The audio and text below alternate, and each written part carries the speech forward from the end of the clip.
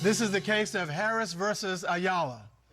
You all have been together for a year and a half and have been married for 5 months. Is that right? Yes, Your Honor. All right. Ms. Harris, why have you brought your wife of 5 months to court today? Well, Your Honor, I think that my wife is just cheating with men, and I'm here to find out today the result, if she is or isn't, if my marriage is worth it to her, sir. What does that feel like to think that your wife of 5 months is cheating on you? Every day I struggle. I go crazy inside my head. It makes me sad. It tears me down. I'm just constantly rebuilding myself up. Every day, struggle. All right, so what do you hope to prove today? I hope that everything comes out correct and that we can find a way to get past our issues and save our marriage. This is my first marriage, and it means the world to me and sacred, so I want to do anything and everything that I can to save it.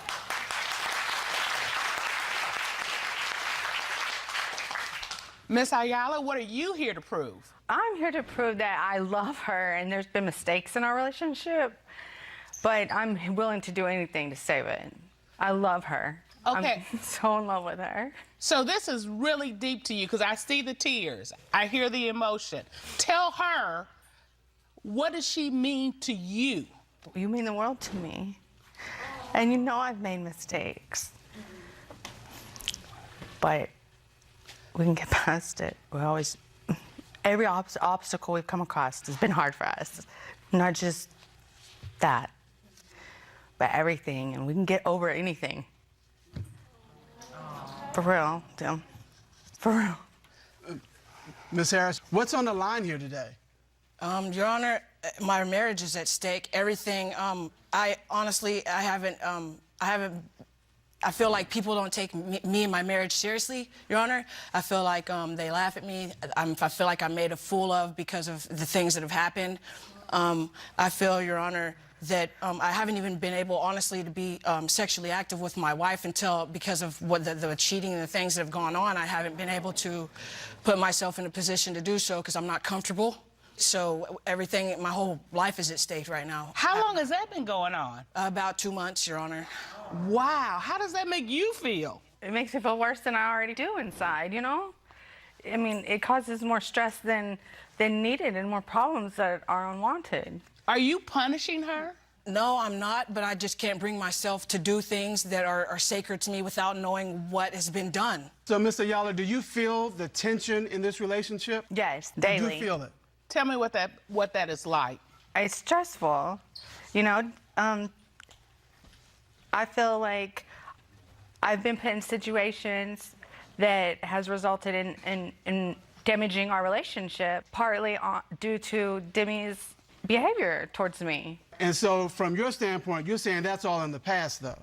Yeah, it's in the past, as of today. And your wife is here to find out what's currently going on?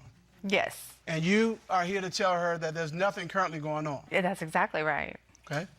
Okay, so you all had some time before this tension.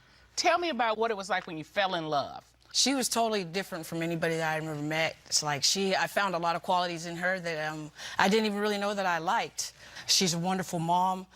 She's funny. She's you know, dysfunctional.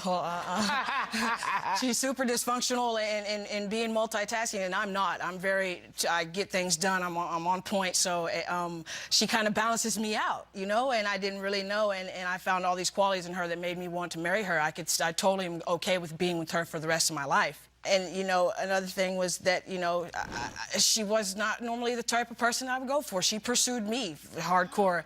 Okay. She came after me and was very consistent and persistent, which made me, I had to give her a chance just on that alone. Right. Just her Who doesn't like consistency. being chased? Yeah. Yeah. So I decided to, you know, with the pursuance of me, I had to try. You know, I had to give her a chance. So, Mr. Ayala, what was it about her that made you pursue her? Look at that smile coming. I mean, she's giggling and blushing. I love it. I had like a crush on her from afar for like a year before she even knew. Never knew. Oh, what made you make the first move? I wanted her so bad. Wow. I wanted her so badly that I was willing to put myself out there and basically I started feeling like I was... Wait a minute. Did you hear her? She went... Look, when you, She got chill. She's got chill. when you see something you want, you go for it, right? Right. There you go. That's how we Right. got together. You see something, you go for it. Yeah, Mr. Color, he kind of chased me a little bit. Well, I saw you and I had to have you, right? I ain't mad at you. There you go. All right. So it sounds like you all got off to a great start. Yes, we did, Your Honor. What went wrong? Oh, man. Basically, we were having a kind of a rough time in our relationship, and we had gotten to a disagreement, and she chose to leave with a neighbor. And, you know, when I called and asked her what she was doing, because I had this feeling that she was being, there was infidelity, she told me that I was incorrect, so. Did you ever ask your neighbor about this? That I didn't have to. She was on her way home to me, and the neighbor and her had gotten into a disagreement, and the neighbor called me and told me she slept with a nephew not once but twice. So before your wife could even get back home, the neighbor had already called you. Yes, Your Honor. And told you that she had slept with the neighbor's nephew. Yes. Yes. Wow. How did you do that? I was in a vulnerable spot, a vulnerable day, a vulnerable month, a vulnerable... So you were hurt, you were angry. Yes. This person caught you at a point where you normally wouldn't have said yes, but you took a second look. Yes. Coming up. Why do you believe? End up with the neighbor's nephew. There was no prior contact. One thing led to another. I kind of felt pressured and vulnerable. We weren't having sex. We were arguing all the time. You know, I didn't have no outlet to speak to anybody about anything, so I felt down. Okay. You know, I saw you shaking your head like, what is that? Why are you shaking your head? Vulnerable and angry, Your Honor. I took too long in the shower, so she decided to leave. And then, previously before that, there was a fellow with a bad rep that I knew that I told her not to go around, and I was so sick I couldn't have covers on me, and I needed her to take care of me, and I wake up the next morning and she's gone. And it's not until the people that she's with leave her stranded somewhere and she busts through my door and falls asleep that I go through her phone and find out that her little friend has told her, oh, well, don't let Demi know that, you know, what's going on and just sneak out and just go with us. It's okay. Mr. Ayala, you seem to disagree with that. I have caused a lot of unwanted, unneeded Okay, so pain to our relationship. But aren't you giving her a reason for her to be suspicious of you? I mean, if you're going out with people that are we fight so much. I'm put in these situations. There's nothing that I don't do for her, Your Honor. I'll give her a bath if I have to. I will shave her legs. I will cook breakfast, lunch, and dinner for her. I take care of her. I help take care of her kids, Your Honor. I put everything on the line. My family will not mess with me because of how she's done me, Your Honor, but that's my wife, and I refuse to let anybody stand or get in her way, you know, of us. And if it means going through things to get to the, you know, the good parts of it, I will do that. Do you think that these individuals are not supportive because you're a same-sex relationship? I think these individuals aren't supportive because she allows them to not be supportive. She allows them to do whatever. She says it's okay for whoever, whatever, to go against our relationship. She doesn't correct anybody, and that's why I feel like a fool, and I feel like our relationship isn't taken seriously. This is very serious to me. I feel like I'm constantly disrespected. Everybody's laughing at me. Like I demand respect in my relationship with her because I would never let anybody disrespect her or this relationship. Up next. We have... I need the truth. All right, you came into this court, you've testified that you did not have sex with your neighbor's relative, nor with a mutual friend. Your wife is begging, pleading for the truth. I'm going to ask you, and I'm looking right in your eye, are you telling the truth? No. All right. Did you have sex with a mutual friend? Yes. It just happened. Damn. Look at me. I can't look at you.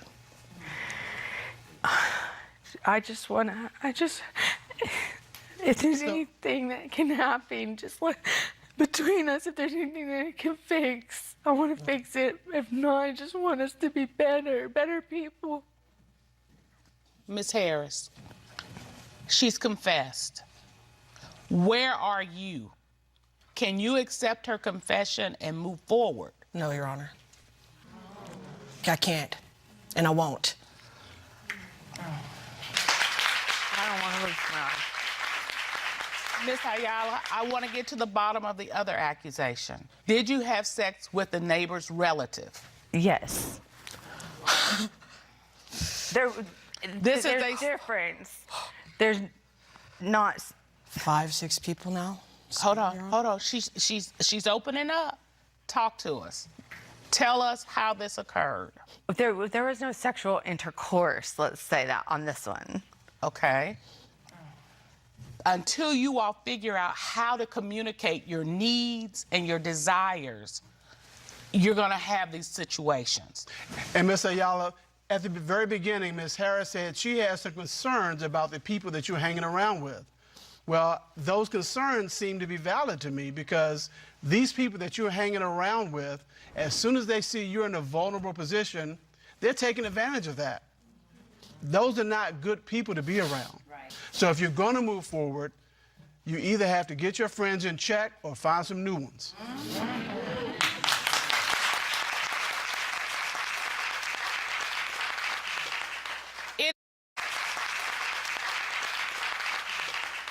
It is said that we don't know what we have until it's gone. My prayer is that it's not gone and that you will take advantage of our resources that we have in the court to help couples come together and move forward positively. And as